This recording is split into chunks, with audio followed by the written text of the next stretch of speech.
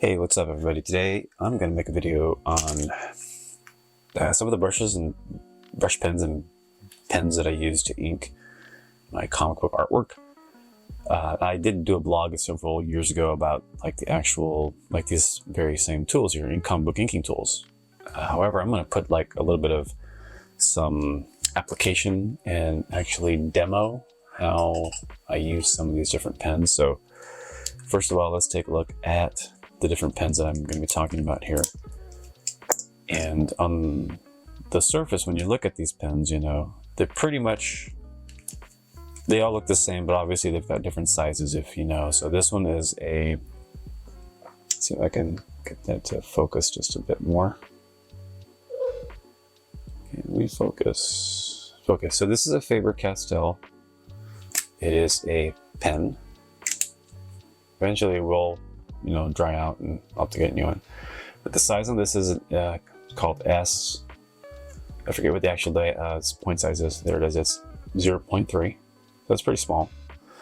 Then I have one here that I don't use a whole lot, but it's just interesting to have. This is called a soft chisel. The tip, again, like a chisel. And then I have this other one here that is XS.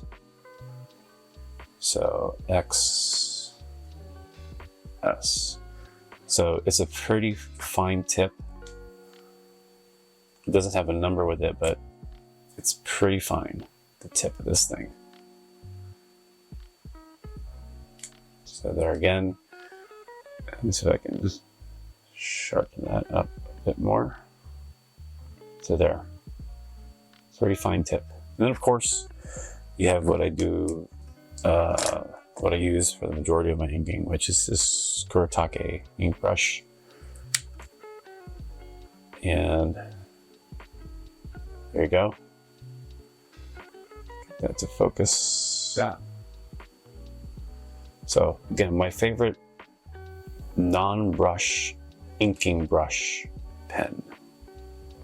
If I had the room honestly around here in my studio and the setup with adequate space, I would probably be using, to some degree, the Winsor Newton Series 4 watercolor brush, because that still is like the best.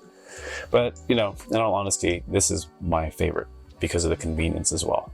So let's go to town here on the reasons I would use, say, one of these versus this. So let's go ahead and in this demo, I'm going to just kind of start off.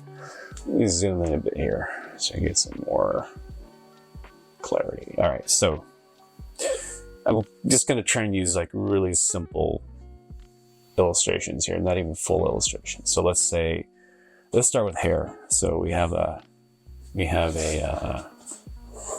head here.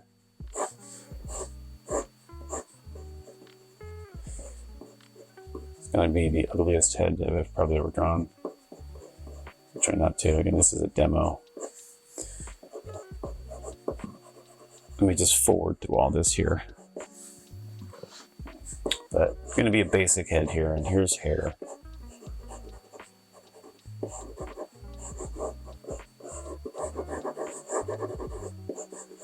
All right, we got a face. We have some semblance of hair.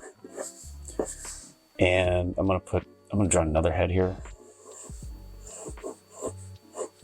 One of the biggest things about using a brush versus a pen, I think, as far as like what I like and how I draw, is hair.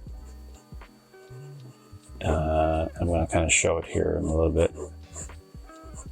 After I just kind of roughly kind of get this head here right next to it. All right, so not the best drawings I've ever done, not the worst.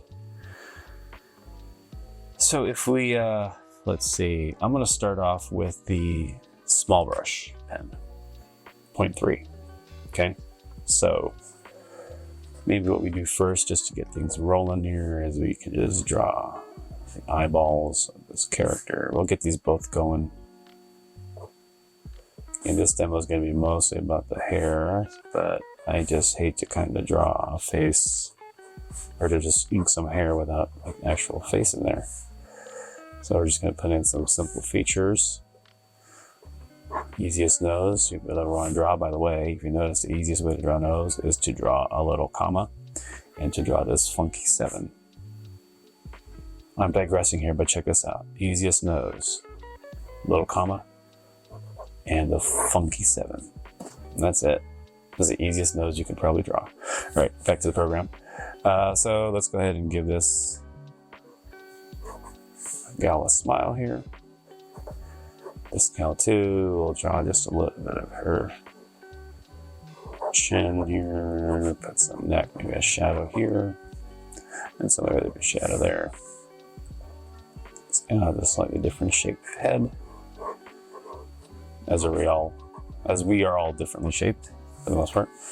Okay, so I'll just draw a little bit of her collarbone there, just to ground the piece here. So let's see, the hair. If I'm inking hair with this pen, here's what kind of ends up happening.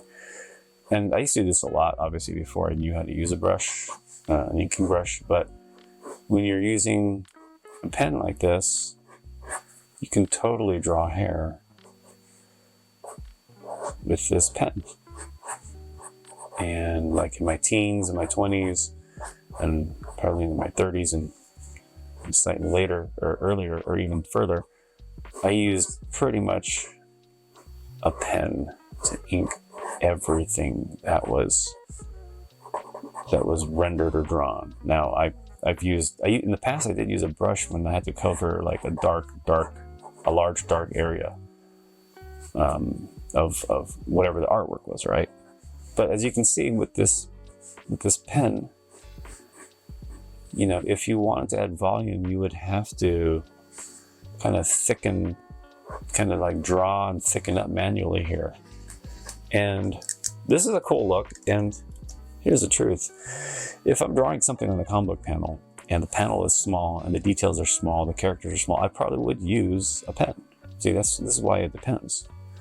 So that's pretty much what you would get, you know. The pen is usually just kind of has that, for me, that scratchier look. Now I know there are other artists out there who can like draw really super fine lines and kind of precision. You know, everyone's level of precision varies, and so that's just going to go from one artist to the other. Now, if I'm using the brush pen here, when I approach to hair, it feels like I've got more flow. So I love the fact that with the initial strokes I put down, I can get that variety in thickness to a line. Plus, I like the taper. You can kind of have these fades, kind of like, and what I mean by that fade is like, if I draw this line right here, I can allow it to kind of whisper off, you know. Whereas with the pen, it seems like it's either there or it's not, or it gets a little scratchy depending on the surface of the paper. You can kind of slightly drag that tip. Same thing with the brush. You can get a dry brush type feel right there, which is kind of cool. But again, getting back to the actual inking, I love being able to take this brush and kind of start thick and then thin out. It just has a nice flow to it all. And maybe this gal here has thicker hair and this gal here has a thinner hair. Certainly a possibility, but for me, I generally prefer inking, especially hair, using a brush pen like this right here. So this is when I would use this pen here, this brush pen, is specifically for hair, because I feel like I can get that nice volume. And I don't really have to render a whole lot, to be quite honest, depending on the color of the hair. Like, let's say, obviously this gal's got light hair, and maybe I add, a little bit of some indication of form there. And again, this is just a quick demo. It's not the actual drawing of like a finished piece I'm totally invested in, but it just shows the differences of using one tool versus the other and the different looks that it can be obtained between using, again, the difference between this small, which is a 0.3 pen versus the brush pen here. And again, these are the results here. And I've learned over the years to not as an aside, not to add so much lines to hair. I guess maybe it's a preference, but also I'd like the simplicity of something like this right here. Like I might do maybe just a few more little zigs or zags or indicating light or something like that. And then I'm good with the hair just kind of calling it done right there. You know, I allow that empty area to create volume on its own there. So anyway, this is where and when I would choose to use this specific brush pen versus the pen. All right, so now I'm going to switch to something else. I'm going to go into drawing, let's say rendering, because I'm a comic book artist, and of course I'm all about drawing, you know, the musculature and the form and whatnot. So let's start with a flexed arm. And we're going to do the same kind of process as before. We'll make this kind of a big muscular arm there. There's one. And then let's put a little more detail in the fingers here. Thumb hanging out there, tricep, the lat there. And then we'll do the second one underneath here.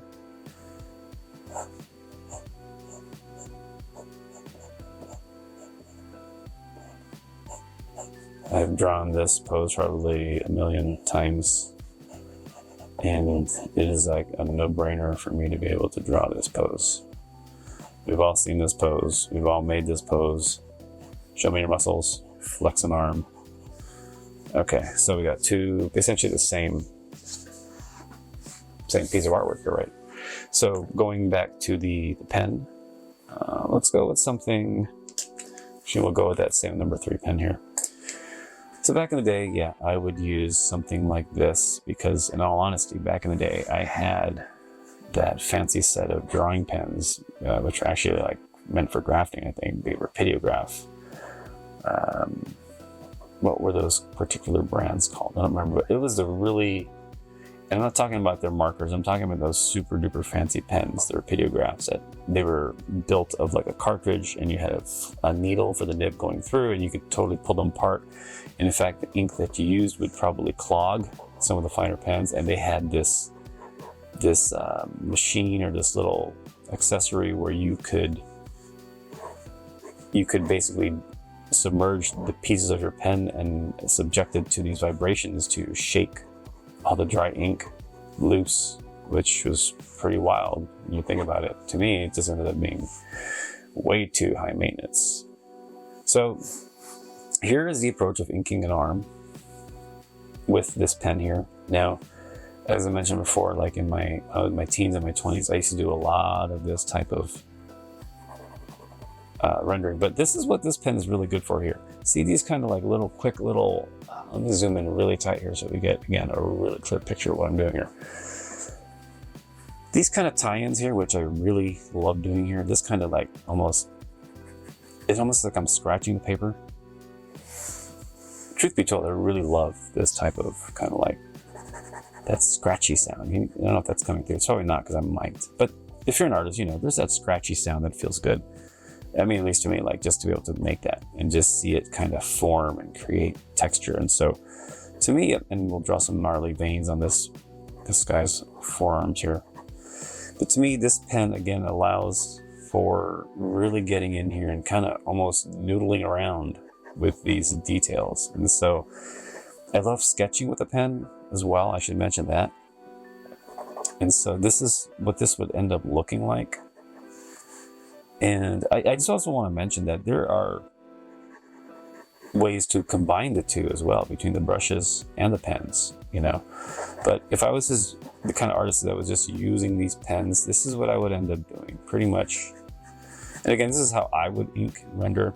Like I'm doing all these like really, I mean, like obviously this is a bodybuilder here. He's pretty ripped and he's at a level of body fat that probably is not the norm for most people. But again, these are comic book heroes or heroines that we're drawing. And so this is what this pen is good for. It's also good for if I want to do some kind of shading like this. You know, this is kind of thing we can do here. And if you want to do some cross hatching, you could do that. It depends on what I'm inking, but for the most part, this pen just, this kind of movement, these kind of textures here, that's what this pen is really good for. See how you get this really cool zigzag effect here, and then, you know, there's some artists who just will use this as a semblance of, like, I don't know, maybe this is the side of a hill. Boom, you have just some random tick marks or hatching marks. There are ways to create these little tick marks here, which some artists love to do. They love to draw a line, and they like to put these little tick, tick, tick, tick, tick, tick, tick. I went through a phase like that myself. Now not so much anymore. I understand the value of just a good, strong line that has line weight and variation. But using a pen like this, again, this is what it's for. It's getting into these fine details. Now, when I go to ink that same arm, but I approach it with the brush, you know, here's how here's what it looks like. So again, kind of like the hair we drew up here, you know, just a few minutes ago. There's that ability to come back on the shot squarely. It's the ability to create that taper. Again, you're going from thin to thick, maybe back to thin, to show a certain amount of depth in the artwork. And you do have to be a little more, at least for me, a little more calculating and like where you put that down. It's almost like with the pen, I kind of understand I'm going to be scratchier with it. And again, that's just my take. I know there's other artists who can probably do super fine detail work with a pen, and they're just like right there. But to me, there's a certain amount of flow that just comes off of using a brush. This thickness, get that nice tricep to kind of hang there, and then create maybe a thickness here in the delt that tapers here as it goes into the upper chest. Right there. Just again, this is all just line so far. This was all line, but then this has cross hatching, and usually I try to minimize cross hatching when I'm inking in this style. And this is a style that, again, I really prefer. Now I'm going to do some feathering here. Maybe create just a slight kind of almost dryness to it. Not dryness, kind of a dry brush type effect. I can't really do that with this pen here, brush pen, but it's possible to some degree to create that kind of, you know, kind of a rim light effect. And then for the arms here, again, I know lighting has to do a lot with this kind of type of stuff, like how deep you make your shadows, but we want to show that contrast. We want to try and show that in comic book artwork, that dimensionality, because it's basically, we're trying to convey three-dimensional action on a two-dimensional representation, right? So this variety in line weights, I really love doing with, again, a brush pen here. And we'll try and add the same kind of gnarly veins here, but we'll just think more in terms of thickening and thinning certain parts of it. And that's really what I like about this approach that you came with the brush, is just using the thickness inherent, the variety, I should say, in the line thickness that you can get, moving literally from like the start to the end, just like that, in one stroke. So that's how I like using this. This is how I contrast, you know, the use of one inking tool versus the other. And then, you know, I'll just kind of round things out here, finish up his balled up, clenched fist here, hand. And if I were to add some cross hatching, now here is my disclaimer. If I really want to get this type of super fine, kind of scratchy, kind of, it's harder to do with this particular brush pen to get that nice kind of, and I'm trying to do it here, nice kind of like feathering like that. Here's what I sometimes do. I will combine the two. Let me get a little more thickness here, that bicep, and then I'll put away the pen or the brush, and I'll come back to here. And then I'll kind of marry the two styles, because I really do like this kind of like scratchy but precise kind of blending into the muscle. And then it creates just like a clean type of transition, halftone there, if you will. And then if I wanted to do something here, like I really like these kind of the sinewy type stuff here, like in this delts, maybe there's like some super definition here, and it'll be just a fine little, like almost like a pull and drag, or a press and lighten up.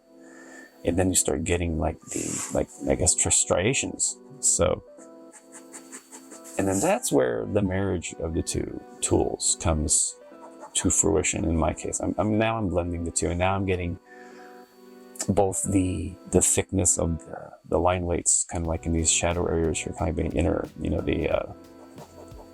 the part of the tricep here, the inner tricep. And then of course here's the large head. And then the forearms, you know, then I can create more like kind of sinewy type, like pulling that brush pen down and creating all kinds of really cool, kind of gnarly looking things here. And if I wanted to, I can start putting veins in there, which is, again, actually it's easier with the pen, quite honestly, to control this and create that kind of light touch, because I don't want the veins to be too thick, you know, depending on where it's placed. Or maybe depending on who the character is. Maybe the Incredible Hulk should have, you know, thick veins on there. But then there's times I'll go back, I'll switch from this brush pen. I'll go back to here and think, oh, this part of the tricep just needs a little more thickness to it.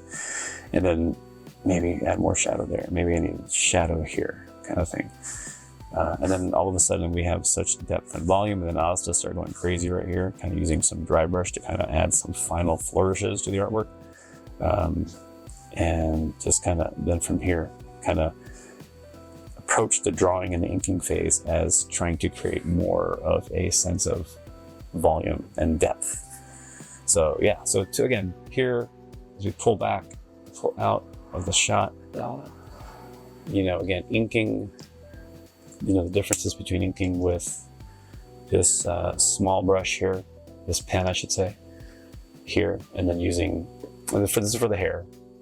I drew the face with a pen to be honest, to be fair, but the hair again here with a brush pen. And again, same kind of example here, the arm. This arm drawn entirely with this pen, and this arm drawn, like I'd say probably 95% with this brush pen. And to my eye, this is what I aim for.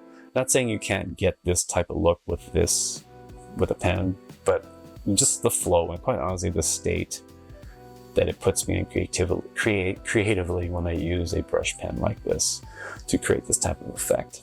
It is just, I mean, it's just where I've grown to. You know, again, mentioned in my teens, my 20s, 30s, I lived and died by these pens here, and they were the best, and they are still great tools. As you see, I still use them. Now, I want to talk about the finer tip pens, okay?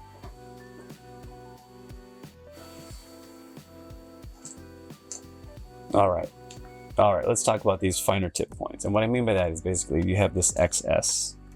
It is tiny. It's, it almost looks like a sewing needle type tip, although not quite as thin as that, of course. What these pens are good for, in my experience of drawing, is going to be for those areas that have super, super tight detail. In particular, small faces. So when I say a small face, I'm going to draw something pretty tiny here. We're talking those little, those tiny drawings, you know, in a comic book, where you got to have small figures for whatever reason. You know, it's a pulled away shot, or it's a the camera's pulled way back out of the shot. I mean, and I'm just going to draw something tiny here, just like that. I have no idea what that figure is going to be, but I will approach this drawing as something to this scale. And do we have scale for this? Yeah, let's have scale for this. Here's a penny. There's a penny to give you the scale of what this drawing is. And does anybody else love to draw tiny drawings like this? But sometimes you need them in a comic book, right? So let's just start drawing. The body I will approach, and we'll just, for the lack of time, just kind of draw kind of almost like a sketchier type of character in a bodysuit of some sort. Purely superheroics. Okay. I'll give him classic trunks. We'll give them these 70s style comic book action figure swashbuckler type boots, made famous by Colossus of the X-Men. All right, and we'll pull this arm up here. And this is a really bad drawing, by the way. But anyway, we'll stop there. Now you know you're penciling something like this. It's tiny details, which I mean, it's not the easiest stuff to draw, but you have something small like this, and then you need to ink it in. Again, this is where this small brush is going to come into play. So I'm just going to do some basic,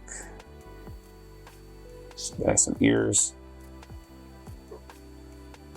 And one of the things I noticed early on in comic books was when they would draw the face at this scale,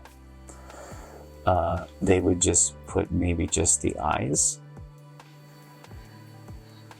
And maybe he's yelling, maybe his mouth is wide open. And that's it. You know, that kind of looks weird actually. Let's see if we can redraw that face here. I'm gonna draw it right next to it. So we're gonna put the hair in. Ears, here's the jaw, a bit of the neck. Yeah, that just looks weird. Now we'll make him kind of worried. So eyes will kind of point up. We'll give him just like this light frown and maybe a dot for the nose. Heck, we'll give him dark hair. Dark hair. There you go, the guy next to him. And then you'd call it done. Like that, you know, when you look at it zoomed in like this, it's not the best face, but again, when we're looking at something that's, if it's going to be printed, you know, small in a comic book, and this is a tiny drawing here compared to everything else on this sample drawing board, pull way back, and get that in focus. Every artist should get an overhead camera here with a manual focus. Okay, so there you go. These heads I've drawn are just a little bit smaller than the head of this president here. I think that's Lincoln on the penny. So again, extra small. That's what these types are for.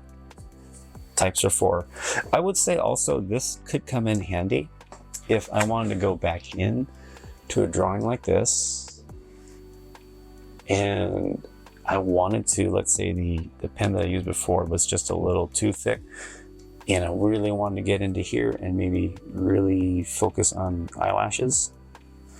I feel safer about this coming in with this tinier pen because it's going to leave a smaller mark, and then it gives me some room for play or, you know, for error, and then I can kind of use this smaller pen, this tip, so you can see I'm not adding individual eyelashes to this one character here.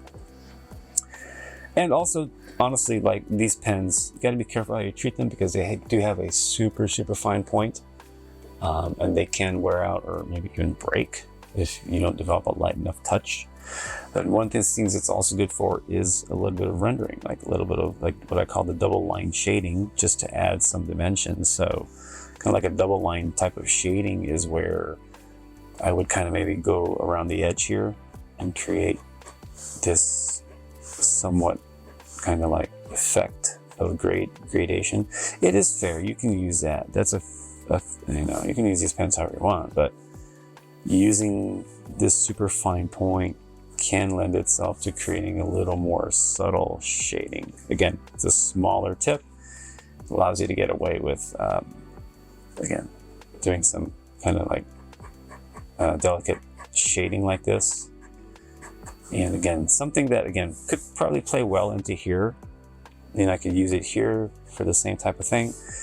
But the other part of all of this too is when you're doing your own comic book and you want to, you know, you got to get artwork out and you need to finish your pages.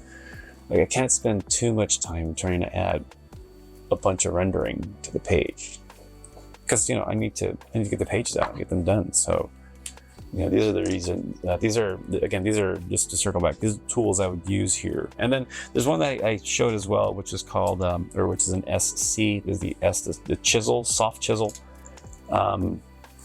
If I'm doing rocks, which let's just kind of render some rocks here while we're at it. I'm gonna kind of pencil something in here like this. It doesn't look like it now, but that's rock right there. We'll put some grass. Let's see the soft chisel. Here it is, the SC. This tip, pretty much like a thick magic marker or Sharpie. It allows me to put down a lot of ink in one area really fast. And there are some advantages to using this because it's a lot firmer than the brush pen. There's no spring in it, obviously, with the tip, because it's not a brush. It's not hairs, whether it's natural or synthetic. But I can really create strong, definitive type marks with this, and even the edge, of course. And it's nice to have this super thick pen to do that. And again, it's also an Artist Pitt pen, so it's in the same line as these pens here. And so it's a really great inking tool. Again, you can always mix and match these tools. There's never it's this or that. I like to take, again, that chisel pen and then vary it up with adding some strokes from the side of this brush pen to create maybe a little texture, which is cool. And then, you know, for grass, if I need to draw grass, again, this is where this pen really excels in creating that thin to thick, that thick to thin, or thin to thick type of stroke. And then let's go ahead and get our pen, our regular pen tip here. And then maybe I need to create some cracks. Again, this is combining all the tools. And reality is, this is how I combine the tools on any given piece of work that I'm doing, depending on what I'm doing. And then if I want to, I can use this same pen to maybe add some shading like that. Shade certain areas, create more of a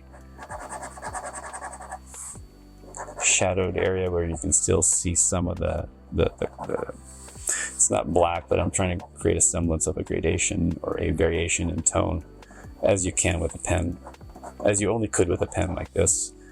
And then of course you have all other kinds of things like stippling that you can do as well, which to me is just way too time consuming. Again, it depends on what you're rendering, but these are the tools. These are how I would use it. These pens also are really good for like rendering grass like that. And you can get a really nice kind of almost rigid, not so flowy, but again, depends on what you're inking.